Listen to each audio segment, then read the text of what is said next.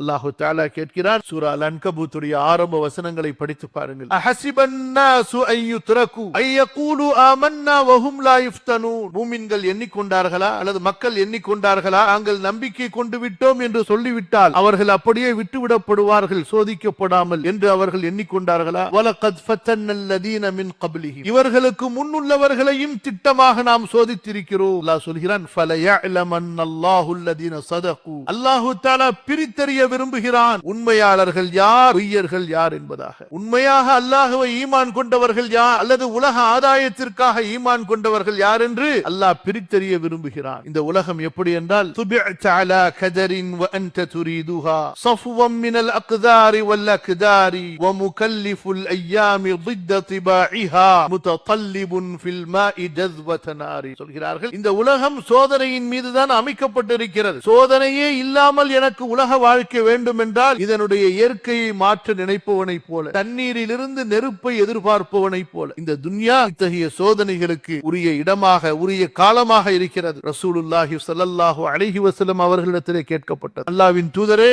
அதிகமாக சோதனைக்கு ஆகக்கூடியவர்கள் யார்?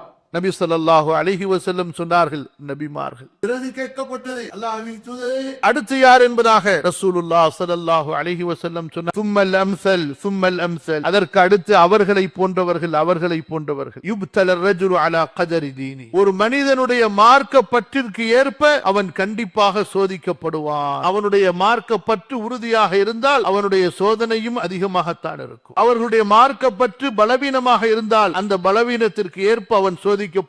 அடியானுக்கு அந்த சோதனை ஏற்பட்டு கொண்டே இருக்கும். இறுதியாக அவன் பூமியிலே நடக்கும் போது அவன் மீது எந்த பாவமும் இல்லாத அளவிற்கு அந்த சோதனையானது அவனை சுத்தப்படுத்தி விடுகிறது.